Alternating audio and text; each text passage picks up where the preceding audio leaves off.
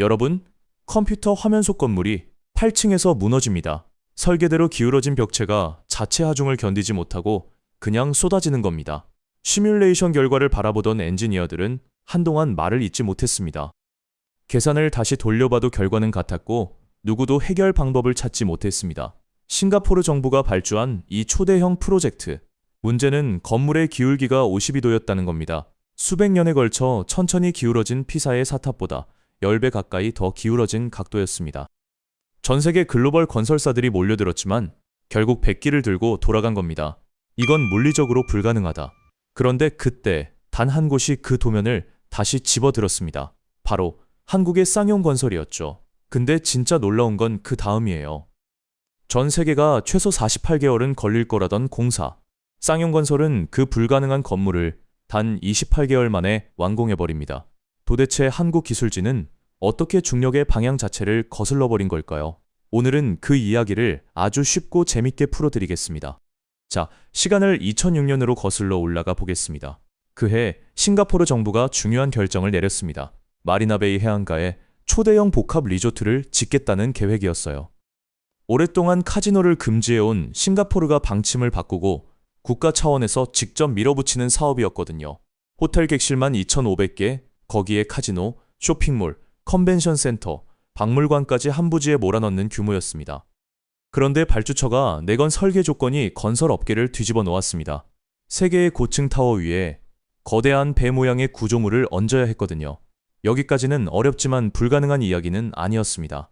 문제는 다음이었어요. 그 3개의 타워 중 하나가 앞으로 기울어진 채 하늘로 올라가야 했습니다. 각도는 52도, 높이는 지상 200m까지였죠. 도면 위의 그림은 아름다웠습니다. 마리나베이 해안가를 배경으로 사선으로 뻗어 올라간 타워 위에 긴 배 모양의 구조물이 얹어 있었거든요. 건물이 아니라 하나의 조각품 같았습니다. 하지만 그 조각품을 실물로 만들어야 한다는 게 문제였습니다. 구조 엔지니어링 팀이 시뮬레이션을 돌리기 시작했습니다. 설계대로 벽체를 기울여 층을 쌓아 올렸어요. 1층, 2층, 3층. 화면 속 건물이 조금씩 올라갔습니다. 그리고 8층에서 멈췄습니다. 더 올리는 순간 벽체가 버티지 못했거든요. 기울어진 방향으로 하중이 쏠리면서 건물이 그냥 무너지는 겁니다. 8층. 아파트로 치면 중간층도 채 안 되는 높이잖아요. 그런데 그 높이에서 이미 구조적 한계에 부딪힌 겁니다. 52도가 얼마나 극단적인 각도인지 이탈리아 피사의 사탑을 보면 체감할 수 있습니다. 수백 년에 걸쳐 지반이 서서히 내려앉으면서 기울었고 지금 기울기가 5.5도거든요. 전 세계 관광객이 아슬아슬하다며 사진을 찍으러 일부러 찾아가는 그 탑이요. 마리나베이 샌즈의 설계 기울기는 그것보다 10배 가까이 꺾인 각도입니다. 고층 건물은 기본적으로 무게가 수직으로 내려와야 기초가 그 하중을 온전히 받아낼 수 있습니다. 벽체가 기울어지면 하중이 한쪽으로 비스듬하게 쏠리기 시작하거든요. 층이 높아질수록 그 쏠림은 누적되고 어느 순간 구조물이 그 힘을 더 이상 견디지 못하는 임계점에 도달합니다. 이 건물에서 그 임계점이 8층이었던 거예요. 꼭대기에 올려야 할 것을 보면 이 숫자가 얼마나 무서운지 알 수 있습니다. 지상 200m 위에 거대한 배 모양의 구조물을 얹어야 했거든요. 그 무게와 규모는 이 시점에서 상상하기조차 두려운 수준이었습니다. 8층에서 이미 한계가 오는 건물이 그 꼭대기까지 어떻게 올라갈 수 있었을까요?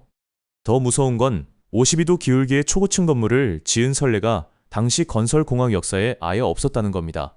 참고할 교본 자체가 없었거든요. 전 세계 어디를 뒤져도 이 도면을 현실로 만들어줄 열쇠가 없었습니다. 엔지니어들은 수치를 거듭 검토했습니다.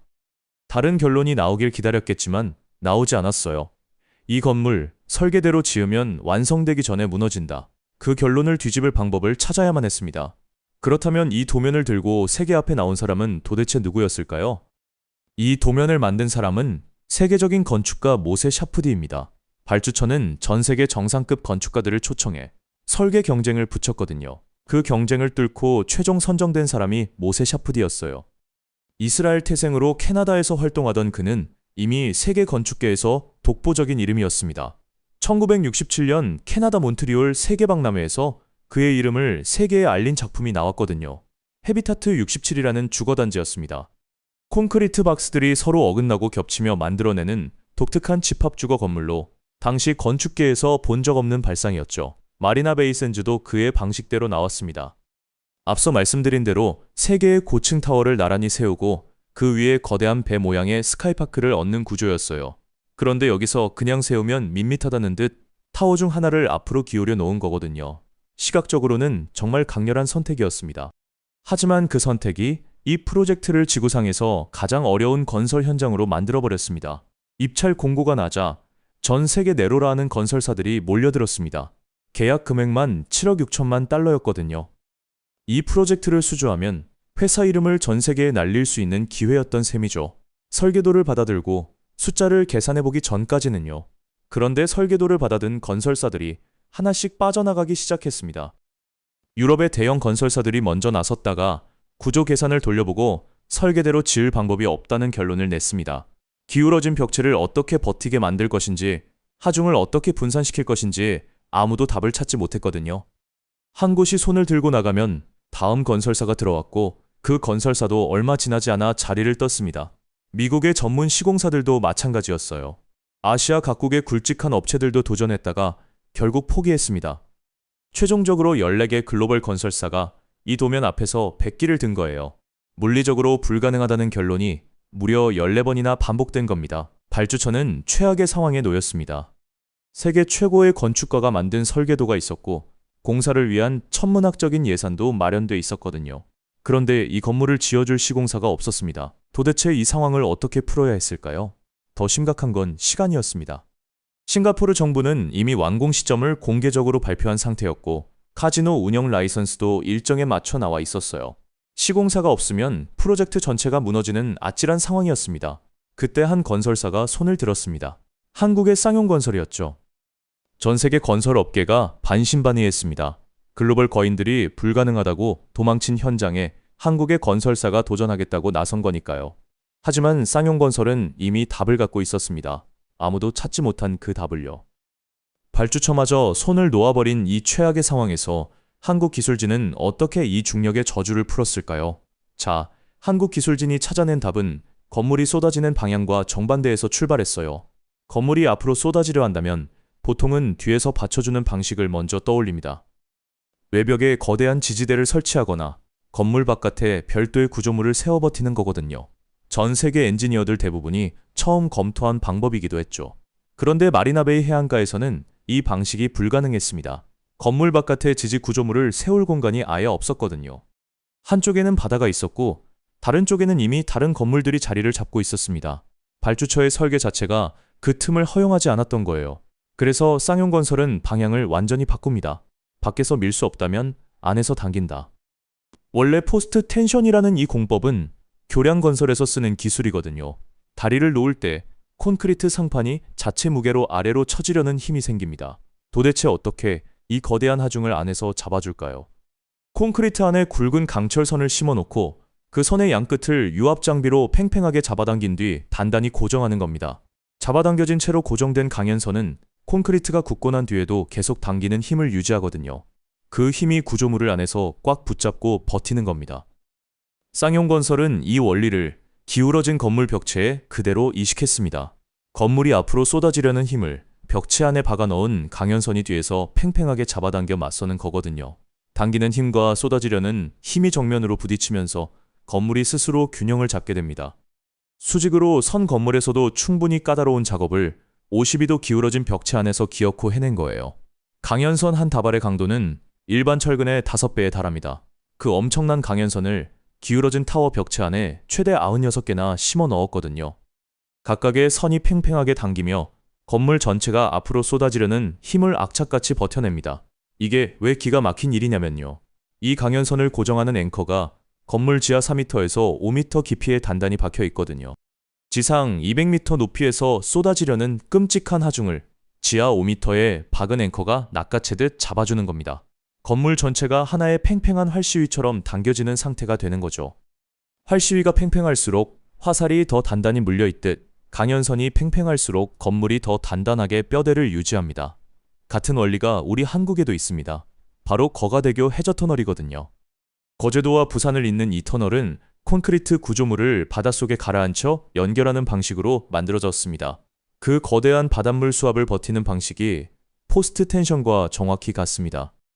쌍용건설은 바닷속에 수평으로 뉘어서 쓰던 그 기술을 과감하게 수직으로 세워 기울어진 건물에 이식해버린 겁니다. 국토해양부는 이 공법을 건설 신기술로 공식 지정했습니다. 전 세계 어디에도 없던 방식을 한국 정부가 새로운 기술로 완전히 인정한 거거든요. 글로벌 건설사가 불가능하다고 포기했던 문제입니다. 근데 한국이 공법 자체를 새로 만들어 그 거대한 장벽을 정면으로 뚫어버린 거예요. 하지만 원리를 찾았다고 끝이 아니었어요. 이 팽팽한 힘을 실제로 버텨줘야 할 콘크리트가 문제로 남았습니다. 강연선이 아무리 강해도 그걸 받쳐주는 콘크리트가 버티지 못하면 결국 소용이 없었거든요. 건물을 통째로 버티게 하려면 결국 콘크리트를 아예 바꿔야 했어요. 일반적인 건물에서 쓰는 콘크리트의 강도는 보통 30메가파스칼입니다. 건물 자체 무게와 바람 하중을 버티기에는 충분한 수준이거든요. 하지만 이 현장은 조건 자체가 달랐습니다. 기울어진 벽체를 팽팽하게 잡아당기는 강연선의 엄청난 힘은 일반 콘크리트가 감당할 수 있는 수준을 훌쩍 넘어버렸으니까요. 쌍용건설은 50메가파스칼짜리 고강도 콘크리트를 과감하게 선택했습니다. 일반 콘크리트보다 하중 저항력이 2배 반 이상 높은 단단한 재료예요. 문제는 이 콘크리트를 현장에서 다루는 게 훨씬 까다롭다는 점이었습니다. 배합 비율이 조금만 틀려도 버티는 강도가 확 달라지거든요. 양생 온도와 습도를 아주 정밀하게 유지해야만 제 기능을 냅니다. 아무리 좋은 재료를 가져와도 시공 과정에서 아주 작은 실수 하나가 끼어들면 설계한 강도가 나오지 않는 거죠. 처음 콘크리트를 타설한 뒤 기술진은 샘플을 떼어내 강도를 철저하게 확인했습니다. 여기서 50메가파스칼이 제대로 나오지 않으면 설계 전체가 밑바닥부터 흔들리게 되거든요. 검사 결과를 기다리는 동안 현장에는 피 말리는 긴장감이 흘렀습니다. 결과가 어땠을까요? 수치가 기준을 완벽하게 충족했습니다. 안도가 끝남과 동시에 그때부터 진짜 속도전이 벌어진 겁니다. 그래서 현장 곳곳에 수백 개의 센서를 심어버렸어요. 벽체 안에, 바닥 슬래브 안에, 강연선 주변에 센서를 아주 촘촘하게 박아 넣은 거거든요. 콘크리트가 굳어가는 속도, 내부 온도 변화, 미세한 응력 변화를 실시간으로 철저하게 확인했습니다. 24시간 내내 눈을 떼지 않는 감시가 이어진 거예요. 한 번은 밤사이 기온이 예상보다 훨씬 빠르게 떨어졌습니다. 센서가 곧바로 경보를 보냈고 기술자들이 새벽에 현장으로 긴급 출동했거든요. 보온 조치를 즉각 강화하고 다음 층 타설을 잠시 미루는 결정을 내렸습니다. 그 신속한 판단 하나가 결국 콘크리트의 품질을 완벽하게 지켜낸 겁니다. 이렇게 숨막히는 감시망을 돌리면서도 쌍용건설은 48시간마다 한 층씩 올리는 기염을 토했습니다. 콘크리트를 붓고 굵기를 기다리고 다음 층 거푸집을 세우고 다시 콘크리트를 붓는 맹렬한 사이클이었죠. 이 과정을 정확히 이틀에 한 번씩 반복한 거예요. 현장이 단 하루도 멈추지 않았습니다. 새벽 2시에도 환하게 조명이 켜져 있었거든요. 크레인이 쉴 새 없이 움직였고 콘크리트 믹서가 계속해서 돌아갔습니다. 쏟아질 듯 기울어진 건물 위에서 바로 이 과정이 매일같이 반복됐습니다. 똑바로 수직으로 올라가는 건물도 시공이 결코 쉽지 않잖아요. 그런데 이 타워는 무려 52도로 꺾인 채 허공을 향해 올라갔습니다. 거푸집을 세울 때도 콘크리트를 부을 때도 수평을 맞추는 기준 자체가 완전히 달랐던 거거든요. 일반 현장에서는 눈 감고도 하는 당연한 작업 하나하나를 이 현장에서는 처음부터 다시 정밀하게 계산해야만 했습니다. 현장에는 최대 6,000명에 달하는 거대한 다국적 인력이 투입됐습니다. 싱가포르 사람, 중국 사람, 인도 사람, 방글라데시, 사람이 복잡하게 뒤섞인 현장이었어요. 서로 말도 제대로 통하지 않는 사람들이 정확히 같은 48시간 사이클에 맞춰서 한 몸처럼 움직였습니다. 그 복잡한 오케스트라의 지휘봉을 쥐고 있던 건 다름 아닌 쌍용건설의 현장 기술진이었습니다. 층이 아찔하게 높아질수록 내부 강연선의 긴장력도 어마어마하게 커졌습니다. 센서가 보내오는 데이터는 갈수록 복잡해졌죠. 작은 오차 하나조차 허용되지 않는 극한의 상황 속에서 놀랍게도 현장은 단 한순간도 멈추지 않았습니다. 이렇게 맹렬한 속도로 올라간 건물이 마침내 허공 한가운데서 수직 타워와 만나는 순간이 다가왔습니다. 그 아슬아슬한 만남의 지점에서 두 건물 사이에는 도대체 어떤 충격이 기다리고 있었을까요? 기울어진 건물과 수직으로 선 건물이 처음으로 만나는 지점은 23층이었습니다. 두 건물은 여기까지 각자 따로 맹렬하게 올라왔어요. 기울어진 타워와 수직 타워 사이의 공간은 내내 텅 비어 있었거든요. 서로 다른 방향으로 힘을 받는 두 구조물이 그 빈 공간을 사이에 두고 동시에 하늘을 향해 올라간 겁니다. 그리고 둘이 처음 만나는 이 아찔한 순간이 전체 공정에서 가장 위험한 고비였어요. 기울어진 건물은 계속해서 앞으로 쏟아지려는 힘을 품고 있었습니다. 층을 위로 쌓을수록 그 무서운 힘이 차곡차곡 누적됐거든요. 23층까지 쌓아 올린 무게 전체가 이 접합 지점 하나에 온전히 집중되는 거예요. 서로 다른 방향으로 끔찍한 힘이 작용하는 두 건물이 허공에서 맞닿는 순간 팽팽한 접합부가 그대로 찢어질 수 있었습니다. 도대체 얼마나 아찔한 상황이었을까요? 두 건물이 만나는 게 아니라 오히려 서로를 무참히 찢어버리는 최악의 상황이 들이닥칠 수도 있었던 거거든요. 이 거대한 충격을 버티기 위해 설치한 게 바로 트랜스퍼 트러스입니다. 트러스는 삼각형 구조의 단단한 철골 프레임이에요. 삼각형은 외부에서 어떤 방향으로 거친 힘이 가해져도 형태가 쉽게 변형되지 않거든요. 그 삼각형 철골 프레임을 층과 층 사이에 아주 촘촘하게 꽉 채워 넣은 겁니다. 기울어진 건물이 쏟아지려는 어마어마한 힘이 이 트러스를 타고 수직으로 선 건물 쪽으로 고스란히 전달돼요. 수직 건물이 그 하중을 든든하게 받아 안고 아래쪽 기초가 흔들림 없이 지탱해주는 원리입니다. 설치 구간은 16층부터 28층까지 총 12개 층에 걸쳐 있었습니다. 단 몇 층이 아니라 아예 건물 중간 구간 전체를 거대한 강철 구조물로 채워버린 거예요. 두 건물 사이의 텅 빈 공간 전체에 촘촘한 강철 격자가 빽빽하게 들어찼거든요. 기울어진 건물과 수직 건물이 까마득한 허공 한가운데서 마치 하나의 거대한 덩어리처럼 단단하게 합쳐지는 겁니다. 엄청난 힘으로 벌어지려는 두 면을 허공에서 거대한 강철 지퍼로 꽉 맞물려 잠가버리는 영리한 방식이었죠. 지퍼가 튼튼하게 채워지는 순간 두 면은 이제 절대 따로따로 움직이지 못합니다. 트랜스퍼 트러스가 두 건물 사이에서 바로 그 지퍼 역할을 완벽하게 해낸 거예요. 이 트러스를 설치하는 과정 자체도 결코 만만치 않았습니다. 기울어진 건물과 수직 건물은 매서운 바람에 의해 서로 다른 방향으로 미세하게 흔들리고 있었거든요. 그렇게 흔들리는 두 건물 사이에 수십 톤짜리 무거운 철골 부재를 집어넣고 아주 정밀하게 볼트로 연결해야만 했습니다. 크레인이 거대한 부재를 들어 올리면 까마득한 허공에 매달린 기술자들이 직접 받아서 꽉 맞물리는 위치를 잡았어요. 밀리미터 단위의 아주 미세한 오차조차 허용되지 않았습니다. 굵은 볼트를 완전히 조이는 순간까지 현장에는 정말 숨소리만 들렸을 정도니까요. 이 피말리는 작업이 무려 12개 층에 걸쳐 쉴 새 없이 반복됐습니다. 지퍼를 채운 결과는 확실한 수치로 드러났습니다. 트러스가 단단하게 완성된 뒤 기울어진 건물이 받는 엄청난 하중이 무려 40%나 뚝 떨어졌거든요. 건물을 앞으로 끄집어당기던 무서운 힘의 40%가 이 강철 구조물을 통해 수직 건물 쪽으로 안전하게 넘어간 겁니다. 포스트 텐션이 건물 뒤에서 팽팽하게 잡아당기고 트랜스퍼 트러스가 옆에서 든든하게 받쳐주었죠. 이 두 가지 혁신적인 기술이 완벽하게 맞물리면서 비로소 끔찍한 붕괴의 위험이 완전히 사라졌습니다. 23층에서 접합부의 하중이 처음 실리던 숨 막히는 순간 기술진은 땀을 쥐고 센서 화면을 주시했습니다. 다행히 수치가 예측 범위 안에서 안정적으로 움직였어요. 결코 찢어지지 않았습니다. 건물이 완벽하게 버텨낸 거예요. 이제 뼈대가 완전히 완성됐습니다. 남은 건 꼭대기에 아슬아슬하게 올려야 할 마지막 퍼즐뿐이었어요. 그런데 그 퍼즐의 무게가 우리 상상을 한참 초과하고 있었습니다. 6만 톤, 이 어마어마한 무게를 200m 하늘로 올려야 했습니다. 스카이파크의 길이만 무려 343m거든요. 파리 에펠탑을 눕혀놓은 것보다 20m나 더 긴 거대한 구조물이에요. 호텔방, 수영장, 레스토랑까지 전부 갖춘 이 거대한 배 모양의 쇳덩어리가 3개의 타워 꼭대기 위에 아슬아슬하게 올라가야만 했던 겁니다. 도대체 이 무거운 걸 어떻게 꼭대기까지 올렸을까요? 이 막막한 문제 앞에서도 쌍용건설은 또 한 번 기가 막힌 역발상을 꺼내듭니다. 보통 이런 구조물은 건물 꼭대기에서 조각조각 조립하거든요. 부재를 하나씩 아슬아슬하게 끌어올리고 까마득한 그 위에서 직접 용접하고 볼트로 연결하는 방식입니다. 지상 200m 높이에서 초정밀 용접을 해야 한다는 뜻이잖아요. 여기에 싱가포르 특유의 강한 바람과 맹렬한 열대 스콜까지 더해지면 작업 환경 자체가 극도로 불안정해질 수밖에 없습니다. 그래서 쌍용건설은 완전히 반대 방향을 택했어요.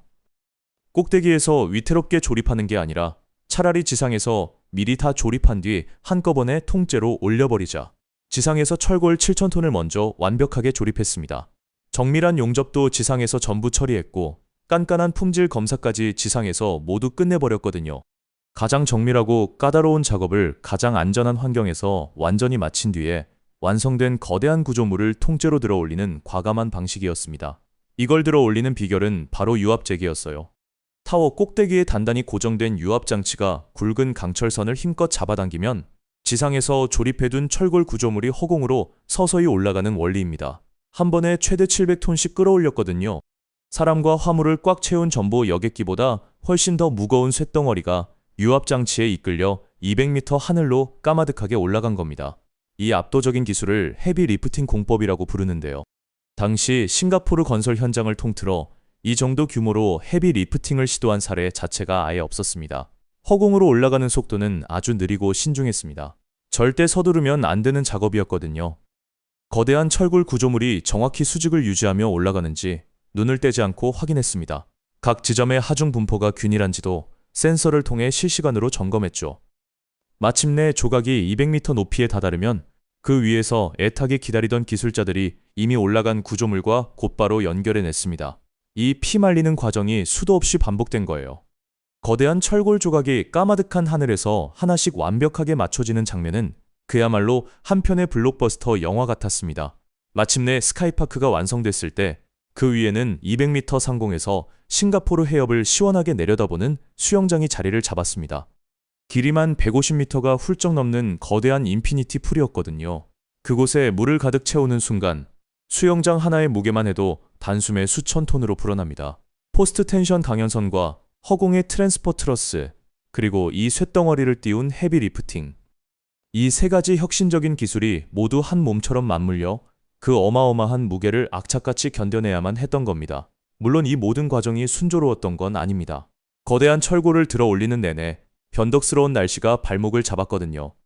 싱가포르의 갑작스러운 스콜과 매서운 강풍이 수시로 현장 작업을 멈춰 세웠습니다. 한번 시작한 인양은 중간에 허공에서 멈출 수가 없기 때문에 기상 예보를 아주 정밀하게 확인하고 최적의 작업 시점을 하나하나 계산해서 잡아야만 했어요. 여기에 건물의 열 팽창과 수축에 따른 아주 미세한 구조 변이 역시 완공 이후까지 지속적으로 모니터링해야 하는 깐깐한 숙제였습니다. 하지만 이 모든 변수와 위기를 기어코 뚫어냈습니다. 전 세계 모두가 무너질 거라 저주했던 이 최악의 현장. 과연 그 최종 결과표에는 어떤 숫자가 적혔을까요? 2010년 6월 마리나 베이 샌즈의 문이 마침내 활짝 열렸습니다. 전 세계가 불가능하다고 도망쳤던 그 건물이 보란듯이 싱가포르 해안가에 우뚝 섰거든요. 도대체 어떻게 이런 기적이 가능했을까요? 기울어진 타워는 계획대로 단단하게 버티고 섰고 당장 찢어질 거라던 아찔한 접합부도 완벽하게 물려 있었습니다. 까마득한 하늘에 띄워 올린 스카이파크 역시 아주 평온하게 자리를 잡았죠. 그리고 최종 공사 기록에는 세상 누구도 믿지 않았던 충격적인 숫자가 또렷하게 찍혔습니다. 공사 기간은 28개월. 전 세계 내로라 하는 건설 전문가들이 아무리 빨라도 최소 48개월은 걸릴 거라고 호언장담했던 공사였거든요. 그런데 한국 기술진은 그 아득한 시간을 무려 20개월이나 단숨에 앞당겨 끝내버린 겁니다. 발주처 입장에서 이 공기 단축이 도대체 무엇을 의미하는지 한번 생각해 볼까요? 호텔 문을 열고 카지노를 신나게 돌리고 막대한 수익을 내기 시작하는 출발선 자체가 20개월이나 쑥 앞당겨지는 거예요. 마리나 베이 샌즈처럼 하루하루 도는 돈의 단위가 다른 대규모 시설이라면 그 20개월이 곧 수천억 원 이상의 어마어마한 기회로 직결됩니다. 숫자를 하나 더 들여다보면 정말 입이 떡 벌어집니다. 그 치열했던 공사 기간 전체를 합산하면 무려 1000만 시간 이상의 쉴 새 없는 작업 시간이 빽빽하게 투입됐거든요. 그 아찔한 1000만 시간 동안 놀랍게도 단 한 건의 안전사고도 발생하지 않았습니다. 건설 현장에서 완벽한 무죄란 사실 달성하는 것 자체가 기적에 가까운 극도로 어려운 기록이에요. 일반적인 반듯한 건물을 지을 때도 달성하기 힘든데 여긴 세계 최고 난도에 쏟아질 듯 기울어진 초고층 비정형 현장이었잖아요. 게다가 서로 말도 통하지 않는 수천 명의 다국적 인력이 한데 뒤섞여 사투를 벌인 곳이었습니다. 그 숨 막히는 현장이 기어코 1000만 시간 무죄로 끝난 거예요. 이 엄청난 사실 앞에서는 가슴이 웅장해질 수밖에 없습니다. 마리나 베이 샌즈는 완공 직후부터 단숨에 싱가포르를 대표하는 최고의 상징이 됐습니다. 도시의 밋밋하던 스카이라인을 통째로 완전히 바꿔버린 압도적인 랜드마크였거든요. 전 세계에서 오직 이 건물을 두 눈으로 보기 위해 수많은 관광객이 싱가포르 해안가로 쏟아져 들어왔어요. 사람들은 아슬아슬하게 기울어진 타워 아래에서 감탄하며 사진을 찍고 꼭대기 스카이파크에서 시원한 싱가포르 해협을 내려다봤습니다. 하지만 그 거대한 건물의 뼈대를 도대체 누가 세웠는지 아는 사람은 당시에 그리 많지 않았죠. 마리나 베이 샌즈 이전까지 비정형 초고층 건물 시공은 오로지 유럽과 미국의 콧대 높은 대형 건설사들만이 꽉 쥐고 있던 독점 영역이었습니다. 삐딱하게 기울어지거나 심하게 뒤틀린 건물, 그야말로 물리법칙의 정면으로 도전하는 구조물을 짓는 아주 특수한 시장이었거든요. 그 견고한 장벽 안에서 한국 기업이 시공 경력을 쌓을 기회란 처음부터 아예 주어지지도 않았습니다. 전 세계 굵직한 거인들이 모두 백기를 들고 도망친 그 최악의 현장에 한국 기술진이 혈혈단신 뛰어들어 기어코 도면을 현실로 만들어버리기 전까지는 말이에요. 이 압도적인 완공 이후 세계 시장에서 쌍용건설의 이름값이 완전히 달라집니다. 비정형 건축에 불가능해 보이는 도면을 기어코 현실로 끄집어내는 독보적인 회사로 각인된 거예요. 도저히 답이 안 나오는 복잡한 도면이 나오면 무조건 한국의 쌍용건설부터 다급하게 찾아야 한다는 든든한 인식이 널리 퍼졌습니다. 세계 여러 나라의 깐깐한 발주처들이 먼저 연락을 해오기 시작했거든요. 진입조차 불가능해 보였던 거대한 글로벌 비정형 건축 시장에서 드디어 한국이 가장 강력한 메인 플레이어로 훌쩍 올라선 겁니다. 국토해양부가 지정했던 슬로핑 스트럭처 공법 역시 마리나 베이 샌즈 이후 전 세계 건축계에서 확고한 하나의 기준점이 됐어요. 어딘가에서 기울어진 초고층 건물을 짓겠다는 야심찬 발주처가 나타나면 무조건 이 한국의 공법부터 최우선으로 꼼꼼하게 검토됩니다. 척박한 땅에서 한국 기술진이 악착같이 만들어낸 공법이 콧대 높은 세계 건축 시장을 통용하는 공용 언어 중 하나로 당당하게 자리 잡은 거예요. 기름 한 방울 나지 않는 조그만 나라가 오직 두뇌와 지독한 집념만으로 세계 건축 역사 한가운데에 자기 이름을 깊숙이 박아 넣었습니다. 그것도 세상 모두가 안 된다며 조롱하고 등을 돌린 바로 그 아찔한 벼랑 끝에서 말이에요. 아시아의 심장부에 굳건하게 꽂아 넣은 이 거대한 강철 이정표는 과연 우리에게 어떤 묵직한 의미를 남기게 될까요? 세계 건설 시장에서 지금 가장 맹렬하게 성장하는 분야 중 하나가 바로 비정형 건축입니다. 도심 공간이 갈수록 좁아질수록 건물은 더 심하게 기울어지고 더 복잡하게 뒤틀려야만 하거든요. 한국 건설이 그 까다로운 시장 안에 이미 선명하게 자기 이름을 올린 건 다름 아닌 마리나 베이 샌즈에서부터 당당하게 시작됐습니다. 세계 어딘가의 유명한 설계사무소에서 지금 이 순간에도 다음 세대에 불가능한 도면이 쏟아져 나오고 있을 겁니다. 그 막막한 도면을 들고 시공사를 애타게 찾을 때 과연 한국의 이름이 계속해서 가장 먼저 거론될 수 있을까요? 저는 그럴 가능성이 차고 넘친다고 확신합니다. 다음 영상에서는 마리나 베이 샌즈 이후 물밑에서 조용히 달라진 거대한 흐름을 본격적으로 짚어볼 겁니다. 폭발하는 비정형 건축 시장에서 한국 건설이 수주한 이후 프로젝트들이 도대체 어디까지 줄줄이 이어졌는지, 그리고 지금 가장 맹렬하게 치고 올라오는 위협적인 경쟁자들이 어디서 불쑥 나타났는지를 날카롭게 들여다보거든요. 한국이 거칠게 문을 열어젖힌 이 거대한 시장에 과연 어떤 영악한 플레이어들이 무섭게 따라 들어왔는지 낱낱이 풀어드리겠습니다. 이 채널에 영상이 올라올 때 가장 먼저 받아보고 싶으시다면 구독과 알림을 꼭 켜두세요. 한 발 빠르게 복잡한 세계의 흐름을 읽어내는 가장 확실한 방법입니다. 오늘도 끝까지 함께 해주셔서 진심으로 감사합니다.